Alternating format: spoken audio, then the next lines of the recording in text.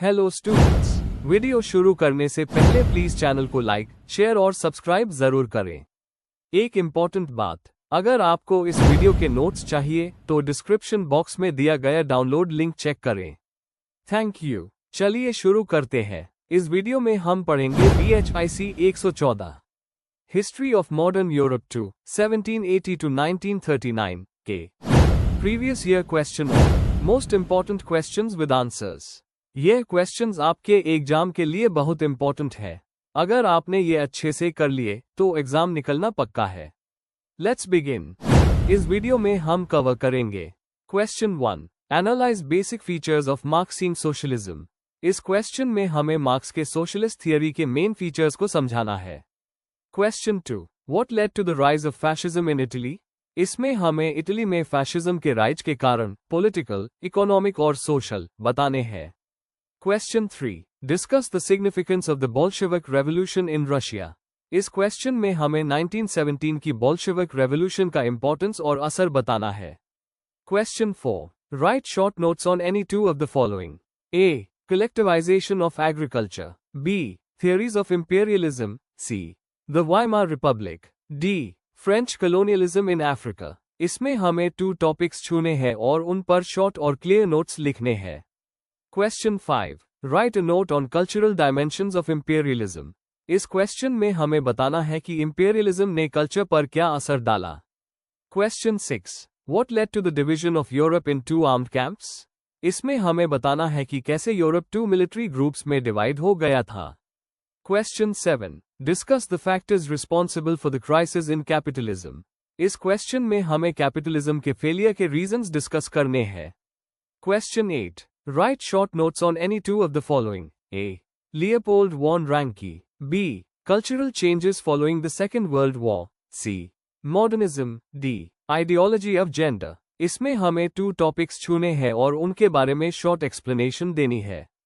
अगर आपको इस वीडियो के नोट्स चाहिए तो डिस्क्रिप्शन बॉक्स में दिए गए डाउनलोड लिंक को जरूर चेक करें। Thank you. Question 1, analyse basic features of Marxian socialism. Question explanation. इस क्वेश्चन में आपसे मार्क्सियन सोशलिज्म के मेन फीचर्स को एक्सप्लेन करने को कहा गया है।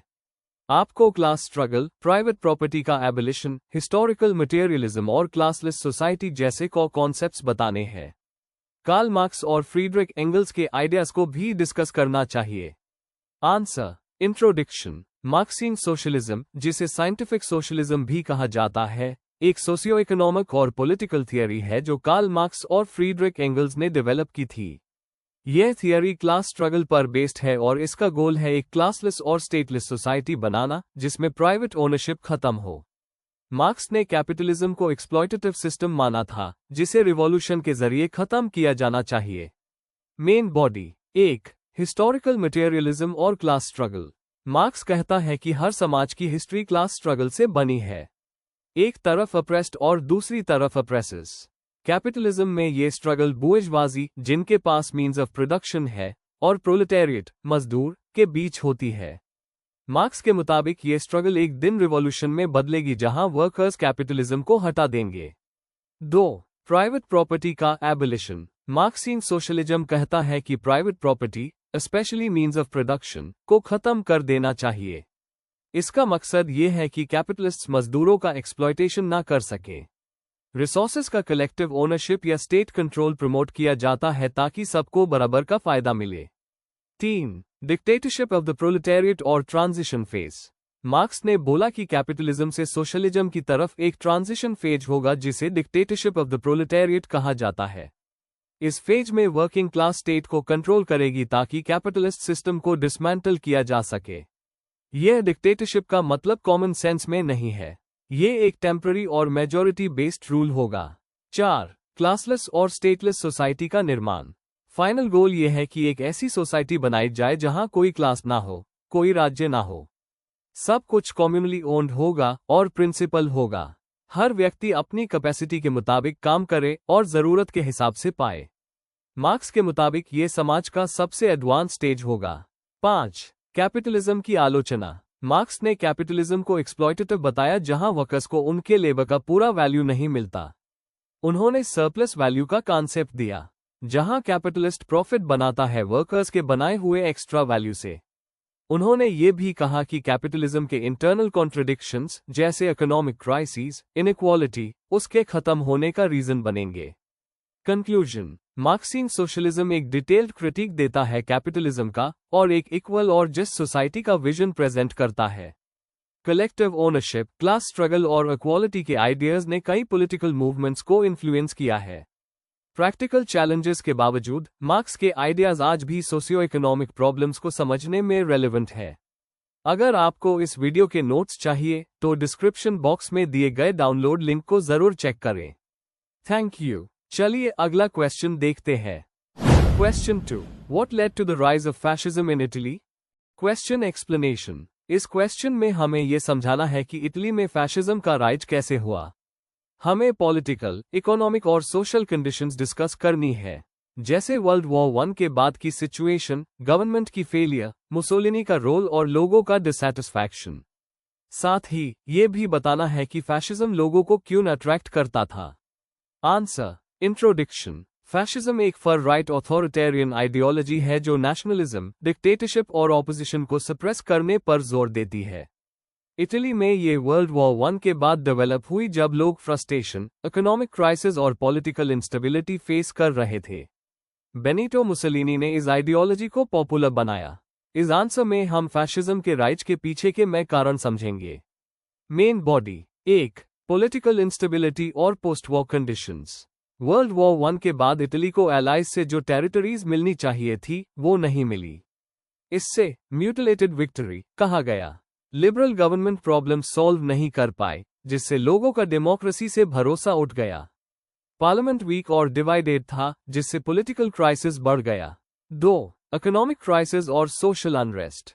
1919 से 1922 के बीच इटली में महंगाई, बेरोजगारी और स्ट्राइक्स बहुत ज्यादा बढ़ गए थे। वॉर से वापस आने वाले सोल्जर्स को नौकरी नहीं मिली और वो गवर्नमेंट से नाराज हो गए। कामगार और किसान रेडिकल मूवमेंट्स ज्वाइन करने लगे, जिससे कम्युनिस्ट रेवोल्यूशन का दर बढ़ गया। 3. कम्युनिज्म का दर और एलीट्स का सपोर्ट। 1917 की रशियन रेवोल्यूशन से इटली के अमीर लोग और मिडिल क्लास डर गए थे। इंडस्ट्रियलिस्ट्स, लैंडओनर्स और चर्च ने फैशिज्म को एक प्रोटेक्शन के रूप में देखा। मुसोलिनी के ब्लैक शर्ट्स ने सोशलिस्ट ग्रुप्स पर अटैक किया, जिसका कंजर्वेटिव लोगों ने सपोर्ट किया। 4. नेशनलिज्म और मुसोलिनी का करिश्मा। मुसोलिनी ने प्रॉमिस किया कि वो इटली की पुरानी शान वापस लाएंगे और रोमन एम्पायर जैसा ग्रेटनेस बनाएंगे। उसके स्पीचेज और प्रोपेगेंडा ने पब्लिक को इम्प्रेस किया। उसका स्लोगन बिलीव, अबे, फाइट लोगों को एक स्ट्रॉन्ग लीडरशिप का फील देता था। 5. डेमोक्रेसी की वीकनेस और वायलेंस का उस। लिबरल सिस्टम करप्ट और इनएफिशिएंट था, जिससे लोगों का भरोसा टूट गया। फैशिस्ट ग्रुप्स ने वायलेंस और धमकी का उस करके ऑपोजिशन को चुप करवा दिया। 1922 के मार्च ऑन रोम के बाद किंग विक्टर इमैनुअल III ने मुसोलिनी को PM बना दिया। इसी से फैशिज्म का ऑफिशियल राइज हुआ। कंक्लूजन, इटली में फैशिज्म का राइज कई कारणों का रिजल्ट था। Economic problems, political instability, communism का दर और मुसोलिनी का नेशनलिज्म। जब डेमोक्रेसी फेल हो गई, टैब फैशिज्म ने एक स्ट्रांग और ऑर्डर बेस्ड सिस्टम का प्रॉमिस दिया। इस आइडियोलॉजी ने यूरोपियन पॉलिटिक्स को डीपली अफेक्ट किया और टोटलिटेरियनिज्म का बेस बनाया। If you need the notes of this video, there is a download link in the description box. Be sure to check it out. Thank you. Let's see the next question. Question 3, discuss the significance of the Bolshevik revolution in Russia. Question explanation, इस question में हमें 1917 की Bolshevik revolution के importance को explain करना है। हमें बताना है कि इस क्रांति का क्या बैकग्राउंड था, क्या चेंजेस आए रशिया में और इसने दुनिया पर क्या इफेक्ट डाला, पॉलिटिकल, सोशल और इकोनॉमिक लेवल्स पर। Answer, introduction. बोल्शेविक रेवोल्यूशन यानी अक्टूबर रेवोल्यूशन 1917 में रशिया में हुई एक बड़ी पॉलिटिकल क्रांति थी। इसका नेतृत्व व्लादिमीर लेनिन और बोल्शेविक पार्टी ने किया था, जिन्होंने प्रोविजनल गवर्नमेंट को हटाकर एक सोशलिस्ट राज की स्थापना की। ये रिवॉल्यूशन सिर्फ रशिया तक सीमित नहीं थी, ये एक ऐसी घटना थी जिसका प्रभाव पूरे विश्व पर पड़ा, खासकर आइडियोलॉजी और पॉलिटिक्स के मामले में। Main body. 1. रेवोल्यूशन के कारण और बैकग्राउंड। सरशाही से असंतोष। रशिया में राजशाही ज़ा का अत्याचारी शासन था, जिससे लोग परेशान थे, किसान, मजदूर और स्टूडेंट्स सभी। फर्स्ट वर्ल्ड वॉर का असर। जंग के कारण रशिया की इकोनॉमी टूट गई थी और जनता के जीवन में गिरावट आई थी।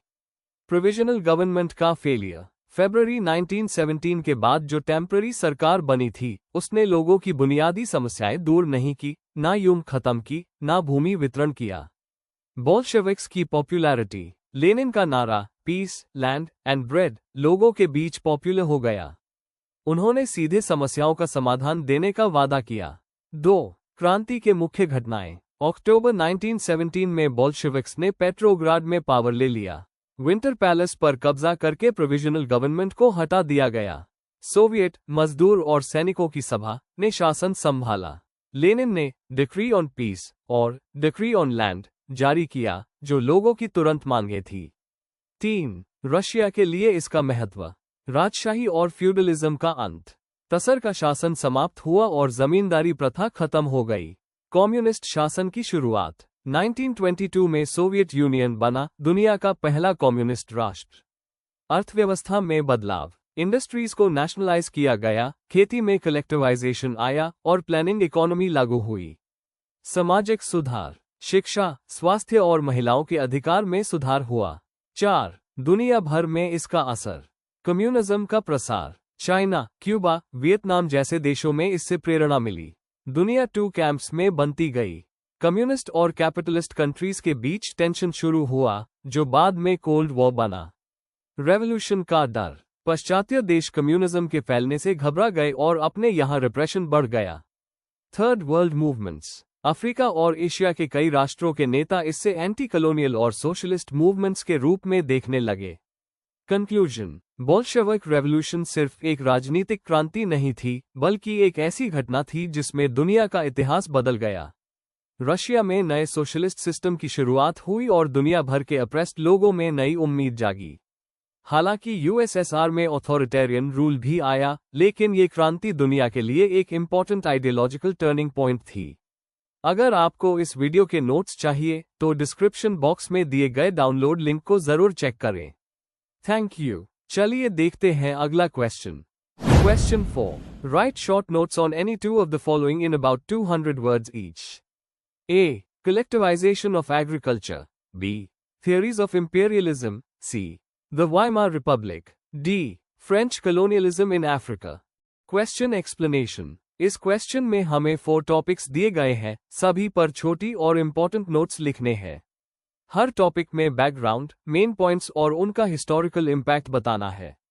Answer A. Collectivisation of agriculture. Introduction. Collectivisation एक पॉलिसी थी जो स्टालिन ने सोवियत यूनियन में 1920 के एंड और 1930 के स्टार्ट में लागू की। इसका गोल था सभी छोटी खेतियों को मिलाकर एक साथ करना, जिसे कोलखोज्जा कहा गया। इससे स्टेट कंट्रोल एग्रीकल्चर पे लाना था। Main body. 1. Objectives of collectivisation. Agriculture को मॉडर्न बनाना, ग्रेन प्रोडक्शन बढ़ाकर एक्सपोर्ट और सिटीज के लिए सप्लाई देना, कुलैक्स यानी अमीर किसानों को हटाना। 2. Implementation process. किसानों से जमीन छीनकर उन्हें कलेक्टिव फार्म्स में डाला गया। ट्रैक्टर्स जैसे मशीन्स उसकी गई प्रोडक्टिविटी बढ़ाने के लिए। गवर्नमेंट ने ग्रेन का प्राइस और डिस्ट्रीब्यूशन कंट्रोल किया। 3. Consequences and impact. किसानों ने विरोध किया, फसल और पशु खुद बर्बाद किए। यूक्रेन में हॉलोडोमर जैसे फैमन से लाखों लोग मारे।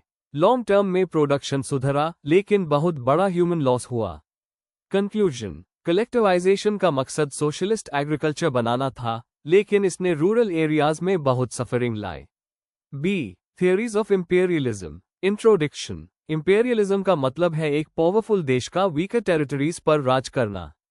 इस कॉन्सेप्ट को समझने के लिए कई थिंकर्स ने अलग अलग थियरीज दी हैं, खासकर 19th to 20th सेंचुरी में। Main body. 1. Economic theories. Marxist. J. Hobson और लेनिन ने इंपीरियलिज्म को कैपिटलिज्म का रिजल्ट बताया। हॉब्सन कहते हैं कैपिटलिस्ट्स नए मार्केट और इन्वेस्टमेंट के लिए एक्सपेंशन करते हैं। लेनिन कहते हैं ये कैपिटलिज्म का हाईएस्ट स्टेज है। 2. Political and strategic theories. Empire बढ़ाकर पावर और प्रेस्टीज दिखाना, नेवल बेसिस और मिलिट्री रूट्स कंट्रोल करना गोल था। 3. Cultural and ideological theories. Civilising mission के नाम पर डोमिनेशन किया गया। सोशल डार्विनिज्म जैसे थियरीज का उस हुआ इन्फीरियर लोगों को जस्टिफाई करने के लिए। कंक्लूजन, इंपेरियलिज्म की थियरीज बताती हैं कि कैसे इकोनॉमिक, पॉलिटिकल और रेशियल फैक्टर्स कॉलोनियलिज्म को ड्राइव करते हैं। See the Weimar Republic. Introduction. Weimar Republic Germany में वर्ल्ड वॉर I के बाद बनी एक डेमोक्रेटिक सरकार थी जो 1919 से 1933 तक चली। इसका नाम वाइमार सिटी से पड़ा जहां इसका संविधान तय किया गया था। Main body. 1. Background and formation. Germany के कैसर के एब्डिकेट करने के बाद यह सरकार बनी। इस पर ट्रीटी ऑफ वर्साई को एक्सेप्ट करने का ब्लेम आया। प्रोपोर्शनल रिप्रेजेंटेशन और स्ट्रॉन्ग कॉन्स्टिट्यूशन इसका पार्ट थे।